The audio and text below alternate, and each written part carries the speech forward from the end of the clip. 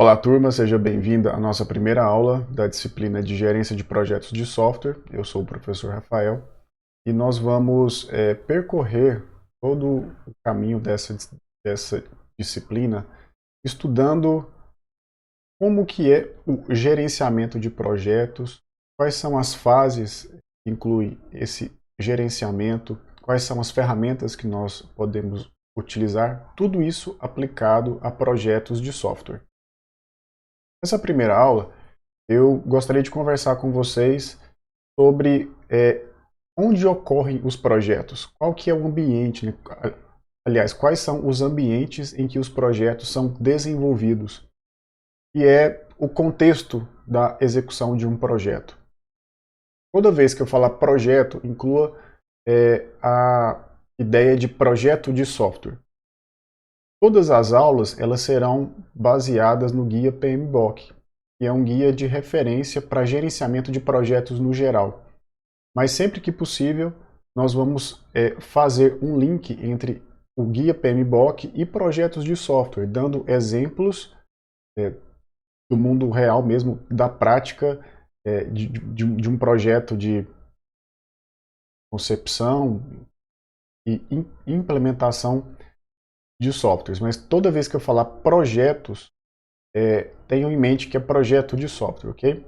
Então, antes de falar sobre os ambientes dos projetos, eu quero explicar para vocês o que é o guia PMBOK e por que a gente vai usar ele nessa disciplina, o que são projetos, para que servem projetos, quais são os grupos de processos que o PMBOK implementa, que são grupos de processos de gerenciamento de projetos, quais são as influências que os projetos podem sofrer dentro das organizações, isso de modo bem genérico, está no início.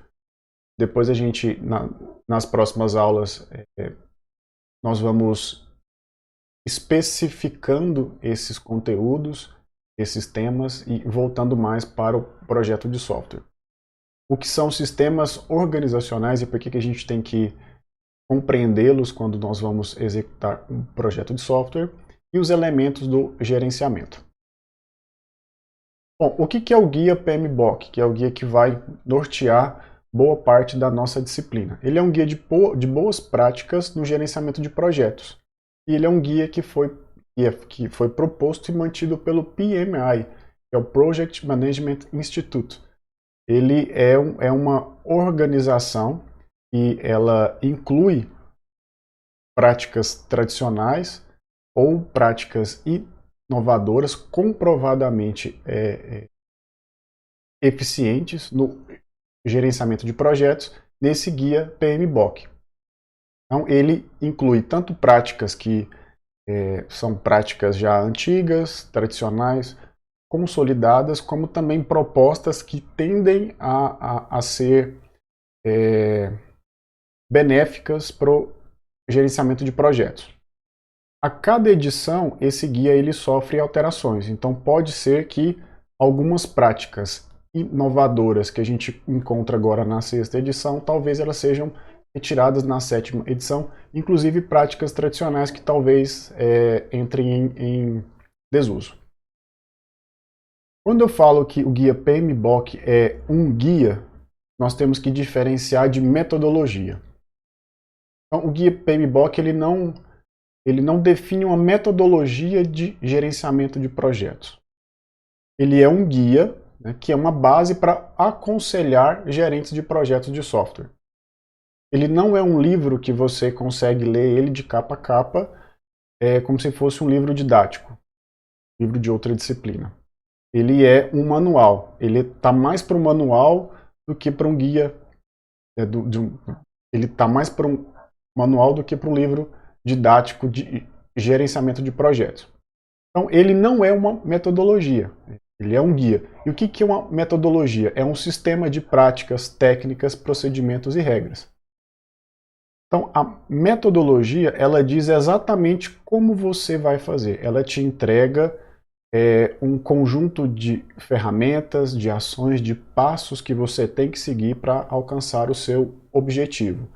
E o guia PMBOK ele não deixa isso rígido para você. Ele fala o que deve ser feito e como fazer forma bem superficial e você opta em cada projeto, em cada organização, se você vai usar todas aquelas ferramentas, aqueles processos que ele determina ou não.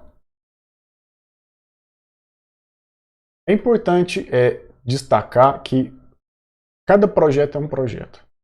Cada software que você vai construir é um software diferente do outro. Por mais que seja um software para um cliente do mesmo segmento, para clientes de um mesmo segmento e com a mesma temática. Então, nenhum software é igual a outro, a não ser que seja um software de prateleira, um software que você faz, você inclui as funcionalidades nele e você passa a vendê-lo com aquelas funcionalidades e os clientes que se adaptam a elas adquirem esse software. Ou pode ser também um software de prateleira que você desenvolve ele e ele pode ser personalizável. Mesmo assim, é um software de prateleira.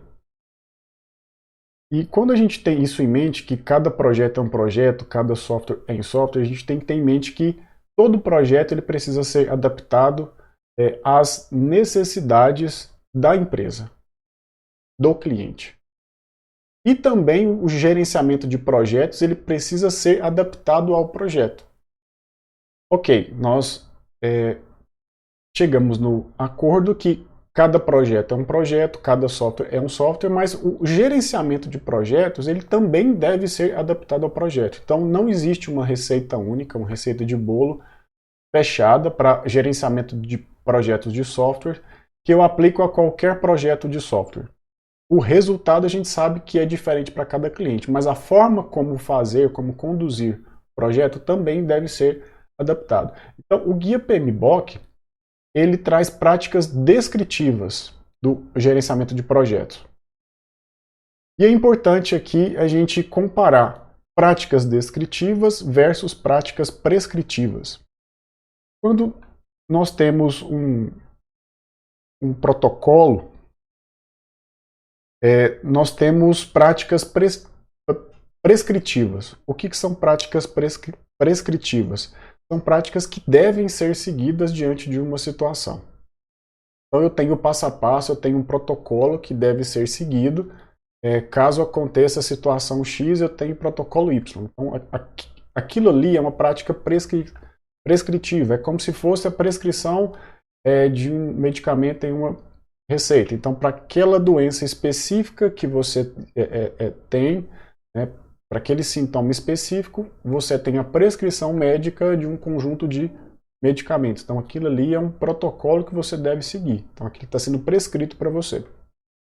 Isso é diferente das práticas descritivas, que são práticas que descrevem como fazer, né? São sugestões de como você deve seguir, né, diante de uma situação. Então ele apresenta a situação para você, você leva a demanda e ele apresenta uma prática descritiva do que você tem que fazer para você resolver aquele problema. Então o guia PMBOK ele é um guia de práticas descritivas. Então, ele não fecha em momento algum um conjunto de processos ou de ferramentas que você tem que usar. Ele aconselha, porque ele é um guia que ele reúne, como eu disse no slide anterior, ele é um guia que reúne diversas práticas tradicionais e inovadoras de experientes gerentes de projetos de todo mundo, que deram certo para eles, que deram certo para diversas pessoas, mas talvez não dê certo para você. Porque cada projeto é um projeto. Mas se está no guia PMBOK, quer dizer que talvez seja bem interessante você pelo menos se espelhar naquele conjunto de regras, aquele conjunto de processos, de sugestões. Então nós vamos basear boa parte dessa disciplina no guia PMBOK 6ª edição, que é esse que está aparecendo para vocês, essa capa. E como eu disse, o guia PMBOK ele não é um livro didático, ele é um manual, então você não consegue ler ele de capa a capa. O que tem nesse guia PMBOK?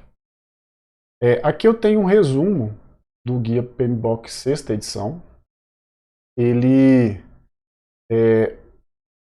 divide todo o processo de gerenciamento de projetos em 5 grupos. Vou começar aqui de cima, né? O grupo de processos de iniciação, grupo de processos de planejamento do projeto, processos de execução do projeto, monitoramento e controle do projeto e, por fim, processos de encerramento. Nós vamos passar por cada uma dessas caixinhas aqui. Nós vamos iniciar nos processos de iniciação. Por exemplo, aqui nos processos de iniciação tem 2 processos. Desenvolver o termo de abertura do projeto e identificar as partes interessadas. Então a gente vai passar por cada um dessas caixinhas aqui para poder entender o que é o gerenciamento de projetos e o que eu devo fazer, quais são as etapas que eu tenho que me preocupar para poder gerenciar um projeto. Agora, como fazer esse gerenciamento vai depender do seu cliente e do seu projeto. Lembrando, o gerenciamento de projetos ele tem que ser adaptado ao projeto e o projeto tem que ser adaptado ao cliente. Então tudo depende. Nem tudo que a gente vai discutir nessa disciplina vocês vão aplicar em projetos do mundo real. Mas se precisar aplicar, são ferramentas que vocês podem utilizar. E como que a gente estuda o Guia PMBOK? Bom, ele é a 6ª edição. Assim, tem uma diferença entre a 5ª e a 6ª que é bem grande assim, tá? Mas a 6ª edição, que é a que a gente está utilizando, ela é composta de 3 partes. Parte 1, 2 e 3. Parte 3 são apêndices, que você vai consultar à medida que você necessitar. Na parte 1, eu tenho a introdução sobre projetos, gerente de projeto, meu papel do gerente, e eu tenho as áreas de conhecimento do gerenciamento de projetos, ou seja, como fazer o gerenciamento de projetos. Sugestões de entradas de processos, de saídas, ferramentas. A parte 2 em si é o padrão de gerenciamento de projetos. O que fazer? Quais são as ferramentas que eu tenho, quais são os processos que eu tenho que seguir dentro de um projeto para poder gerenciá-lo da melhor forma possível. Então, esses processos aqui da área de conhecimento, das áreas de conhecimento da parte 1, eles são descritos de forma estruturada na parte 2. Então, nós vamos começar com a introdução da parte 1 e depois a gente vai pular para a parte 2, que é o padrão de gerenciamento de projetos. E as áreas de conhecimento da parte 1, elas vão ficar para vocês para consultas, para vocês aprofundarem nos conteúdos da disciplina, mas a gente vai seguir os tópicos da parte 2, que é o padrão ANSI, né, que é o padrão, é o pattern, né, que é o padrão de gerenciamento de projetos. E o que é um projeto? Né? A gente fala em projeto, tudo que a gente vai construir de novo, a gente dá essa nomenclatura de projeto, mas o que é um projeto? A gente pode definir um projeto como um esforço temporário, muito importante essa palavra, temporário, empreendido para criar um produto, um serviço ou um resultado único e bem definido. Então, dentro de uma organização ou dentro da sua empresa, tudo que você caracterizar como esforço temporário, né, que tem data de início para começar, data de término, né, nem sempre essa data de término bate com o que a gente queria, né, mas a princípio tem. Então, tudo que tem data de início e data de término é um esforço temporário. Pode ser caracterizado como um projeto desde que seja para criar um produto, um novo serviço ou um resultado único e bem definido. Esse gráfico aqui é interessante porque ele mostra o panorama de uma organização no decorrer do desenvolvimento de um projeto. Aqui no eixo Y eu tenho o valor do negócio, que seria o valor agregado da organização, de todos os ativos dela, ativos físicos, a marca, os recursos humanos, os serviços, enfim. E aqui no eixo X eu tenho o tempo. Partindo de um estado atual, hoje, dessa organização, para fazer com que essa organização aumente o valor de negócio, né, cresça em valor de negócio daqui a um tempo, eu desenvolvo um projeto. Esse projeto ele tem uma série de atividades, isso aqui de modo bem genérico, atividade A, B e C, que vai fazer essa organização aumentar o valor de negócio dela daqui a um tempo. Então, partindo do estado atual e executando esse projeto, lembrando que projeto é um esforço temporário, então ele começa aqui nessa fatia do tempo e termina aqui. E quando esse projeto termina, ele entrega para a organização um novo estado. Reparem que aqui houve uma mudança, né? Eu tinha essa estrutura aqui da organização e agora eu tenho essa nova estrutura. Provavelmente esse projeto acrescentou algo físico à empresa, ou acrescentou um novo processo, ou aumentou o valor dela na bolsa de valores, enfim, ela se tornou maior, ela cresceu. Não necessariamente de forma física, mas quando a gente entende valor de negócio, quer dizer todas as dimensões dela que podem ser mensuradas. E por que a gente faz projeto? Né? Projeto ele pode ser por uma necessidade externa, interna, ou pode ser uma resposta a fatores que afetam as organizações. Por exemplo, caso eu tenha a necessidade de desenvolver um projeto em resposta a fatores internos ou externos que afetam a organização, provavelmente eu posso cair em alguns desses pontos aqui. Primeiro, eu preciso criar um projeto para cumprir requisitos regulatórios, legais ou sociais. Então, mudou a legislação, eu preciso adaptar a minha empresa, a minha organização à nova legislação. Então, eu vou criar um projeto, vou empreender um esforço temporário para que eu consiga mudar o estado da organização e atender aos requisitos legais, sociais ou regulatórios. Eu posso também atender a pedidos ou necessidades das partes interessadas. Nesse caso, é uma demanda interna da empresa, dos sócios, dos funcionários. Então, eu crio o projeto para poder atender uma demanda interna. Esse projeto também pode ser para criar, melhorar ou corrigir produtos, processos ou serviços. Dado que a organização entrega algum produto, algum serviço, e esse produto ou serviço precisa ser melhorado, não dá para propor uma melhoria sem um projeto. Porque se é um produto, se é um serviço vendido pela organização ou entregue por ela, partimos do pressuposto que apenas uma pessoa não vai conseguir resolver essa questão. Vamos precisar envolver outras pessoas, outros setores. Então, nesse caso, é necessário criar um projeto, né, com esforço temporário ali para alcançar esse objetivo. Eu posso também implementar ou alterar estratégias de negócio ou tecnológicas, né, alterar a forma como a empresa trabalha.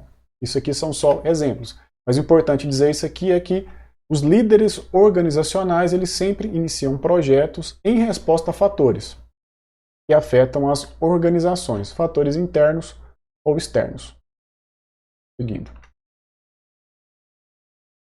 E esses projetos, eles precisam ser gerenciados, como eu disse no slide anterior.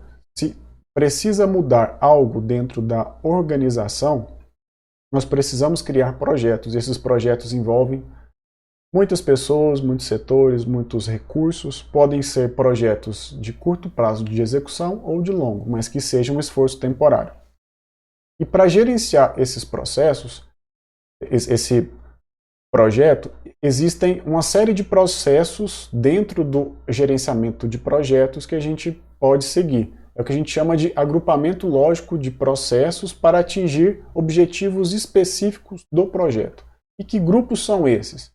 São 5 grupos: processos de iniciação, planejamento, execução, monitoramento e controle e encerramento.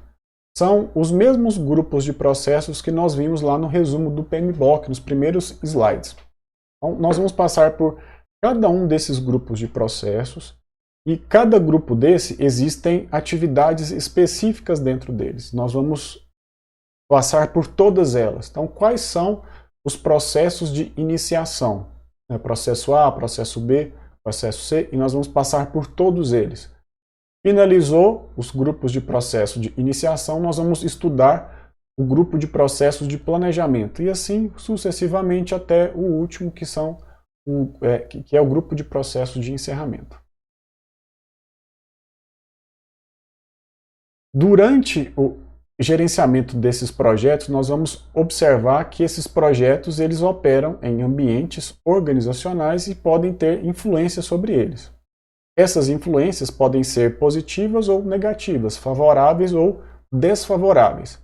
As principais influências que a gente pode citar aqui são os fatores ambientais da empresa e os ativos de processos organizacionais. Vamos entender agora o que são cada um deles. A gente pode categorizar as influências de um projeto de software de duas formas. São os fatores ambientais externos ou os ativos organizacionais. Esses fatores ambientais externos, fatores ambientais da empresa, eles podem ser internos ou externos. Fatores ambientais da empresa internos, a gente pode considerar a cultura da empresa, a infraestrutura, os recursos humanos. Então, por isso que cada processo, cada projeto que você executa dentro de uma empresa são projetos diferentes, porque a cultura muda, a infraestrutura da empresa que você vai trabalhar é diferente, o quadro de funcionários também é diferente. Então, o mesmo projeto que você executar em empresas diferentes, você vai ter resultados diferentes, cronograma diferente, custo diferente, porque são fatores internos. Mas pode acontecer também de você estar executando um projeto de software dentro de uma empresa e ao longo desse projeto, desse gerenciamento, você sofrer influências externas. A empresa não mudou, a cultura não mudou, a infra não mudou, o quadro de funcionários é o mesmo, mas ocorreu uma mudança de mercado. Então teve um fator ambiental da empresa externo. Ocorreu uma mudança na política, ocorreu a aprovação de uma nova lei. Então, tudo isso pode influenciar no seu projeto, mesmo dentro da mesma empresa ali. E quais são os ativos? São os planos, os processos, as políticas, os procedimentos e bases de conhecimento da empresa. Okay? Então, é como se fosse a história, know-how, a cultura da empresa, mas não no sentido de cultura, mas a empresa estruturada em forma de planos e processos, como ela funciona em si. E é importante também dizer que os projetos, eles acontecem dentro de organizações que são sistemas. Por mais que seja uma empresa pequena, é um sistema. E um projeto sendo gerenciado, sendo executado dentro de um sistema, ele sofre influência desse sistema também. Pode ser uma influência externa ou interna. Mas, além de influência, esse projeto está sujeito às restrições impostas por esse ambiente organizacional, por esse sistema organizacional, que é a estrutura da empresa e a governança. A estrutura é como a empresa funciona, quais são os setores, quais são as responsabilidades, e a governança. E basicamente a gente pode resumir como um conjunto de regras, de políticas da empresa. Então tudo isso é um sistema.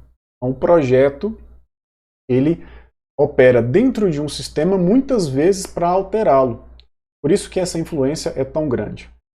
Então, qual que é o papel do gerente de projetos? Ele precisa entender onde a responsabilidade, a prestação de contas e a autoridade residem na organização. Muitas vezes, O gerente de projetos, ele é externo ao quadro de funcionários da empresa. Então, antes de tocar esse projeto, gerenciar esse projeto de software dentro de uma organização, você tem que saber como funciona, né, qual que é a cultura, qual que é a estrutura, qual que é a governança, quem são os responsáveis pelos processos que você vai precisar analisar para poder entender e automatizar.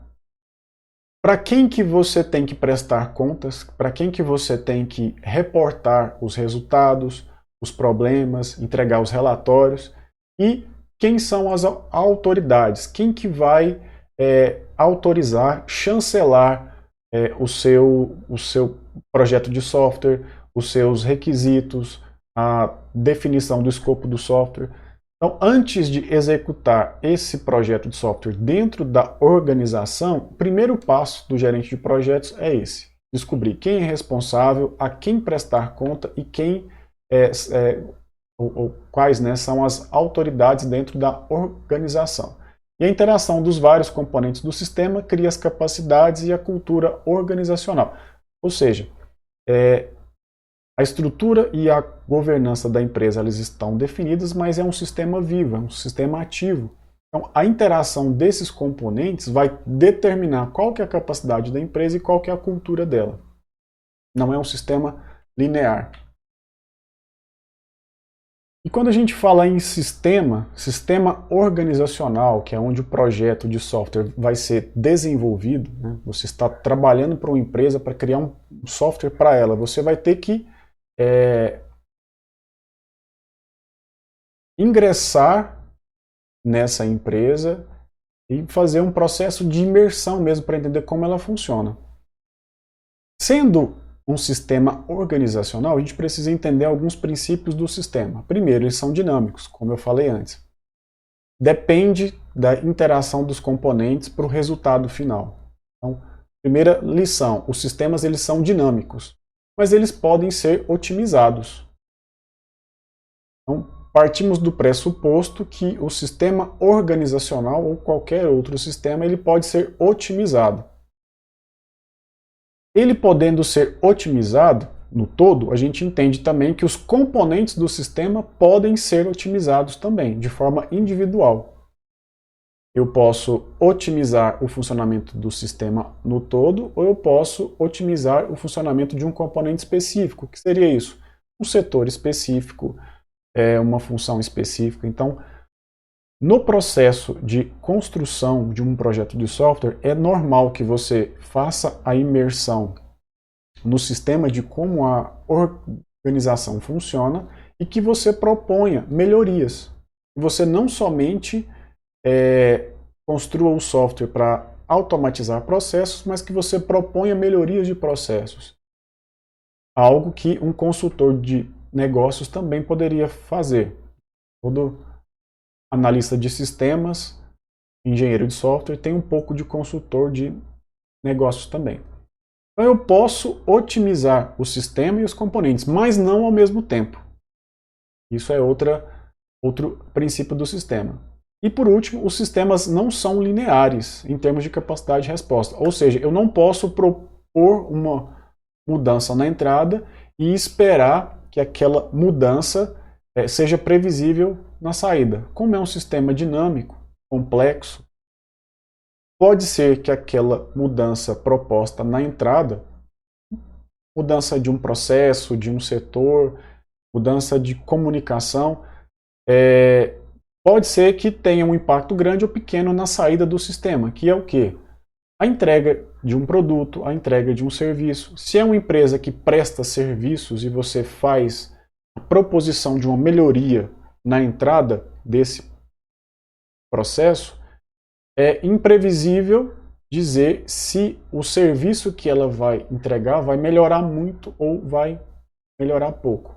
A gente determina uma resposta, né? Porque todo projeto ele é orientado a objetivo, mas a gente não pode assegurar que o esforço de uma mudança na entrada vai ser proporcional à saída, ao resultado. E para a gente encerrar, vamos falar aqui de modo bem rápido sobre os princípios do gerenciamento de projetos. Tá? Eu listei alguns aqui, conforme está lá no PMBOK, mas eles não estão limitados somente aqui, então a gente tem outros princípios. Então, um gerenciamento de projeto de software, ele tem que partir da divisão de trabalho usando habilidades especializadas e disponibilidade para executar o trabalho. Ou seja, você precisa entregar responsabilidades nas mãos de quem realmente consegue cumpri-las conforme as habilidades de cada um. Autoridade dada para executar o trabalho. Então, é muito importante que a cadeia de comando, a cadeia de autoridade dentro de um projeto de software seja muito bem definida, para saber quem se comunica com quem passa as ordens para quem. Responsabilidade por executar o trabalho atribuída conforme habilidade e experiência de quem está executando esse trabalho. Ou seja, você não pode pedir algo que a pessoa não tem um treinamento, uma capacidade, uma habilidade para aquilo. Disciplina de ação, respeito pela autoridade, pessoas, regras. Unidade de comando, de autoridade, já comentei no item acima. Unidade de direção também é importante. Comando e direção são coisas diferentes, né? Quando a gente fala direção, a gente está pensando em nível mais estratégico e comando, nível mais operacional. As metas gerais da organização têm precedência sobre as metas individuais. Então a gente tem que entender que projetos são executados por pessoas, e essas pessoas têm metas individuais que não podem sobrepor as metas gerais da organização. Outro princípio, remuneração justa pelo trabalho realizado. Utilização ideal dos recursos de forma otimizada. Muitas vezes, porque esses projetos eles são executados dentro de organizações de forma paralela a outros projetos que utilizam os mesmos recursos. Então, otimizar esses recursos, a utilização deles é de fundamental importância. Um ponto complicado de se gerenciar dentro de projetos de software, que são os canais de comunicação. O que deve ser comunicado, para quem deve ser comunicado e com que frequência. Materiais certos para a pessoa certa. Não adianta a pessoa ter habilidade para executar o trabalho, sendo que ela não recebe os materiais, os recursos no momento certo. Tratamento justo e equitativo das pessoas no local de trabalho, né? Sem distinção, sem discriminação de capacidade, de habilidade. Proteção das posições de trabalho, principalmente quando a gente fala de unidade de comando. Segurança das pessoas no local de trabalho. Contribuição aberta ao planejamento e execução de cada pessoa, ou seja, tornar esse processo do projeto participativo e, por último, mas não menos importante, moral. Bom, pessoal, era isso que eu queria falar para vocês sobre o ambiente onde os projetos ocorrem. Claro que isso é uma pincelada muito rápida, porque são ambientes complexos e que nós precisamos entender cada processo daquele grupo de processos para poder ter a real dimensão de qual impacto um bom gerenciamento de projetos ele vai dar à organização. Nas próximas aulas eu quero falar com vocês sobre o papel específico do gerente de projetos e a gente já vai entrar no detalhamento daqueles grupos de processos que nós vimos nessa aula, que são 5. Até lá. Saiba mais sobre o Instituto Federal Goiano. Acesse ifgoiano.edu.br e nos procure também nas redes sociais. Instituto Federal Goiano. A educação te transforma, você transforma o mundo.